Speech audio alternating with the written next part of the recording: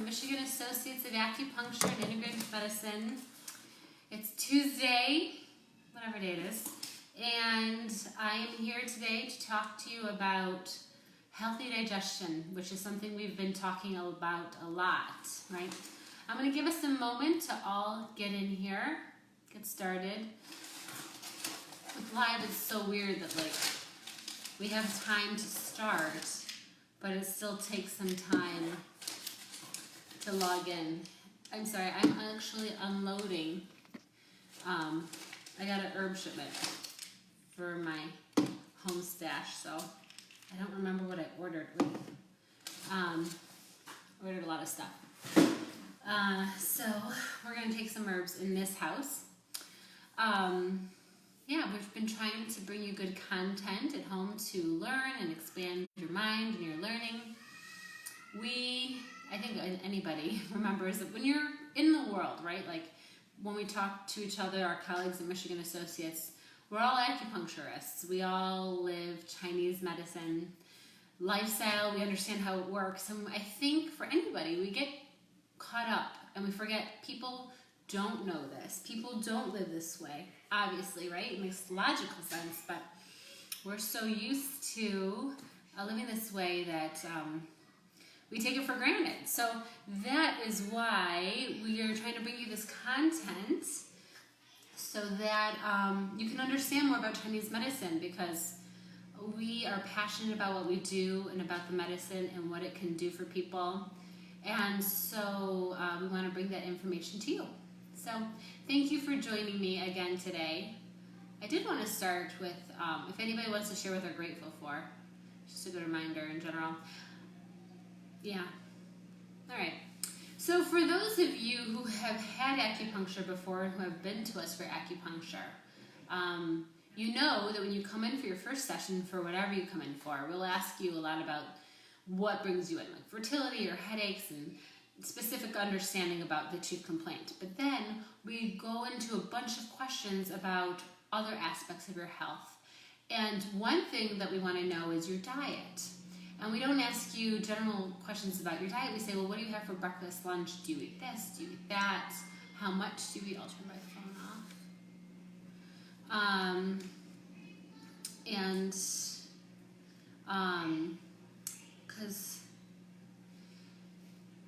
off. And Jordan's thankful for us, and we're grateful for her too.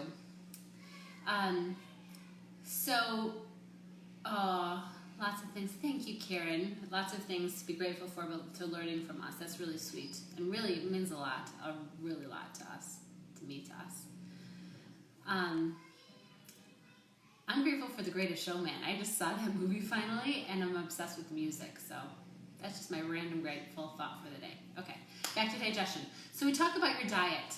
And it's funny, when people come in and they say, I eat really healthy, we don't know what that means, right? Because healthy eating looks so different among different platforms. And today, we're going to talk about Chinese medicine. So the funny thing is, people come in, they say, I have a smoothie for breakfast and a salad for lunch, and then we all have chicken and vegetables for dinner, ironically. But as a Chinese medical practitioners and acupuncturists, I don't think it's so great that you're eating cold smoothies and raw salads every day. It's not good for your digestion. And we're going to delve into that today to understand why. Because your digestion is so tightly tied to the quality of your energy. And I've made some diagrams to understand this today. I'm not an artist, and you will understand why when you see this, so give me a little space. But this is how we see the body in Chinese medicine. Can you see this? Upper, middle, lower. So Chinese medicine being 3,000 years old, as you probably know by now, it's based on energy. Energy runs in channels. Channels are named after organs that you know, kidney, liver, spleen, etc. And I'm sure by now you understand when we're talking about the organs, we're not talking about your actual organs. Chinese medicine described the body long before our Western understanding of anatomy. So although they describe things like the heart, spleen, etc., it's not the ones that we understand in Western medicine. But there's one system that Chinese medicine identified that Western medicine never correlated with. And we call it the Sanjiao, or the triple burner. I learned it as the Sanjiao. And the sanjiao is a combination of 3 different organs in each different jiao, upper, middle, and lower. And today it's a form of water metabolism, fluid metabolism. Okay, so upper is cardiac respiratory, your middle is your digestion, and your lower is like genitourinary function, right? And so this is generally how we think of the bodies. This is the sanjiao, the triple burner. So when we talk a lot about spleen and digestion, we are talking about the middle burner. Because when we take in food, where does it go? To our digestion. In Chinese medicine, a lot of it's the spleen, but it comes in here and then it gets dispersed.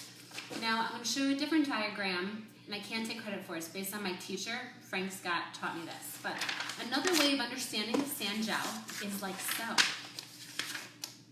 Can you see that? So we think about a pot of water boiling on the stove. The lower jiao provides the fire. You've probably heard of digestive fire, which is a concept in Ayurveda, which is Indian medicine, which is Chinese medicine's cousin. But that for us comes from the lower jiao, the dantian, lower jiao. The middle jiao, think about it, it's like a pot of water on this burner, and it's steaming up steam. Then the upper jiao acts as the lid. So when a lid is on the pot, it catches the steam and sends it down. Karen was with us yesterday talking about immunity and the lung. And there is directionality of the different energies in the different organs. The lung goes down, and you can see why. It catches the steam that comes up from the middle jiao and brings it downward. So your lung qi goes down. When you're coughing, when things go up, your lung qi is going to counterflow. So the point is, the quality of energy that we make comes to from here. What do we put in the pot? When you're cooking, think about cooking steaming broccoli versus macaroni and cheese. Broccoli, you steam it, you get some of the, if you steam it too long, the water becomes more like broccoli. When you cook cheese and dairy and mac and cheese too long, it gets sticky and gross.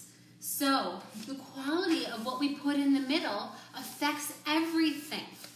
The proper directionality of the middle jiao is the clear up and the turbid down, right? We go to the bathroom, that's turbidity coming out. But when we put in too much turbid, it goes everywhere, right? So that's what we were talking about in Chinese medicine yesterday, that with phlegm in the lungs, phlegm comes from the middle jiao. So if we're putting in foods that are phlegmy and gross, you're gonna get a lot of phlegm. And where does it go? If you have too much, it goes up to your lungs. They say that damp phlegm is created in the middle and it's stored in the lungs. So when you got a lot of congestion and phlegm in the lungs, it's because you're eating too much damp creating foods. And it's coming upward, and it's a mess at that point. So the point is, you want to start before things get bad. You want to support your middle, what you put in here, before the junk goes everywhere. So on these lines, along this thinking, the main Chinese dietary principles are eating warm cooked foods. Can we think about why? Because when we eat healthy, warm cooked foods, the spleen takes it in, cooks it up, sends up the clear, sends down the turbid, and we're on our way healthfully. When we eat cold smoothies, raw salads, now you're asking the spleen to do not one, but 2 functions. Not just digest it, but also warm it up and then digest it. And think about it. If you overtax anything, your spleen for sure, if you overtax your car, if you overtax your washing machine, which we are doing here, things are going to go wrong. You don't want to overtax it. And think about it. We digest and eat more than we use our car or anything else. So if you're having a cold raw smoothie every morning, followed by a cold raw salad every afternoon, followed by something cheesy and heavy at night, oh, that's too much for your spleen. So you want light cooked warm foods. Does that make sense? And if it doesn't, think about this. We don't want to put in too much gook here because then it's just going to get yucky. And then in Chinese medicine, we don't have diagnoses. When people come to us, we don't say, oh, you have endometriosis or diabetes, because when things go awry in Chinese medicine, we describe the body like an environment. So when we get sick or when things are off, you get things like heat, cold, damp, wind, and what they sound like, right? And dampness comes from the spleen because of the spleen's function. So when the spleen's not firing well, if it's not digesting properly, it leads to dampness. So dampness, it's a pathogen, right? It obstructs the flow of energy. It's heavy and mucousy. Hi, Jen. So we really want to make sure we're eating warm cooked foods and no dairy. Dairy is pure dampness. And if you stop and think about it, I don't know about you, how many of you will eat ice cream or eat yogurt or eat a piece of cheese and then get that mucousy feeling in the back of your throat or phlegmy? Because it's pure dampness. Now, some people come in and I tell them not to eat dairy and they say, well, I can eat dairy, it's fine. You know, I do give credit that we all have our own makeup and balance, but I really don't want, there's no need to be drinking a glass of milk every day. There is no good reason to eat cheese every day. And Chinese medicine says this for thousands of years, so I understand we live now in 2020, but just modify the dairy because we don't want a lot of dampness in the body. The other cool thing about the spleen and digestion is that every organ in Chinese medicine is associated with a different emotion. And the spleen is worry and overthinking. And we all worry, we all overthink. But when we find ourselves stuck in this pattern of really anxiety, worry, overthinking, unable to let things go, rumination, that's your spleen. And that's your spleen's way of telling you, I'm stressed out, I'm overtaxed. So if you find yourself worrying a lot, it overtaxes the spleen. So we always tell our patients, stop worrying, which, okay, you do your best, right? We all do. But just understand that our emotions have a strong effect on our body, and our worry and fears and overthinking, not fears, but our overthinking is taxing our spleen. And the taste associated with the spleen is sweet.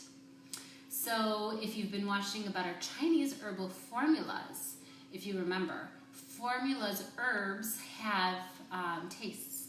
Tastes have functions. Sweet is the taste of the spleen. So if somebody comes in and they're spleen deficient, we tend to give them sweet herbs. Now back up. I'm not saying like Snickers sweet or sugar sweet. It's Chinese medicine sweet. So Shu Di, which is Romania, is really sweet. The big qi tonic is Renshen, ginseng, and Huang Qi, astragalus. I don't know for those of you who've ever had it. As a standard Western dietary people, which we all are and I am, it's not sweet, but that's a sweet taste. But that's what we give to help support and nourish the spleen. But if you find yourself craving a lot of sweets, eating a lot of sweets, as we all are, I'm sure, these days, it's your spleen saying, ah, I need help. And we need to balance it with other energies, with other tastes. And it's your body's way of giving you feedback when you're craving things. So when you come in for acupuncture, we always ask, do you crave sweets? Do you like salt? You know, it's your spleen's energy. So I hope that's made some sense. Think of your body like this from now on. We really want to support and maintain this balance, because when things go awry, it's not harder to treat, but we'd prefer to treat you before things go awry. And that's where our own work comes in eating properly, making good dietary choices. And we're happy to help you do that. As you know, we can still do that remotely. We are here for you. We're here for our patients. We're available. I'm happy to answer any questions now or any questions later. And thank you so much for joining me today. It's been a pleasure, and I have to say, coming live is kind of like the highlight of my week. I get all dressed up for you guys, if you can believe it or not. So have a wonderful day. Stay safe. Stop eating salads and smoothies and make some good soup and stews right now. Thank you. Love you. Bye-bye.